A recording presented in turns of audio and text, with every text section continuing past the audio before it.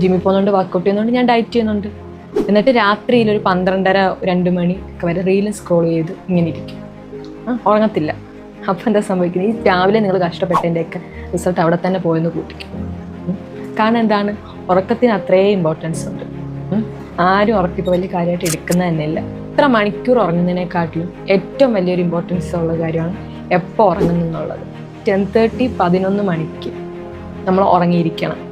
ആ ഒരു 11 തൊട്ട് 2 മണി രാവിലെ, ഈ സമയത്തൊക്കെയാണ് നമ്മുടെ ബോഡിയിൽ ഏറ്റവും കൂടുതൽ റിപ്പയർ നടക്കുന്നത്. ഈ മെലറ്റോണിൻ എന്ന് പറഞ്ഞൊരു ഹോർമോണുണ്ട്, സ്ലീപ്പ് ഹോർമോണാണ്. നമ്മൾ രാത്രി ഫോണൊക്കെ ഇങ്ങനെ നോക്കിക്കൊണ്ടിരിക്കുമ്പോഴത്തേക്ക് ഈ സ്ക്രീനിൻ്റെ ലൈറ്റൊക്കെ ചെന്നിട്ട് ബോഡിക്ക് കിട്ടുന്ന ഒരു ഇൻഫർമേഷൻ എന്ന് പറഞ്ഞാൽ എന്താണ്? ഇപ്പോൾ സ്റ്റിൽ രാവിലെയാണ്. ഓക്കെ, അപ്പോൾ ഈ മെലറ്റോണിൻ എന്ന് പറഞ്ഞ ഹോർമോൺ ഒന്നും പ്രൊഡ്യൂസ് ആവത്ത് പോലും ഇല്ല. അങ്ങനെയാണ് നല്ലൊരു ഉറക്കം കിട്ടാത്തത്. ഓക്കെ, ഉറക്കം കിട്ടിയില്ലെങ്കിൽ നമ്മുടെ മസിൽ ഗ്രോത്തിനും ബോഡി റിപ്പയറിനും ഒക്കെ നല്ലൊരു ഉറക്കം വളരെ ഇമ്പോർട്ടൻ്റ് ആണ്.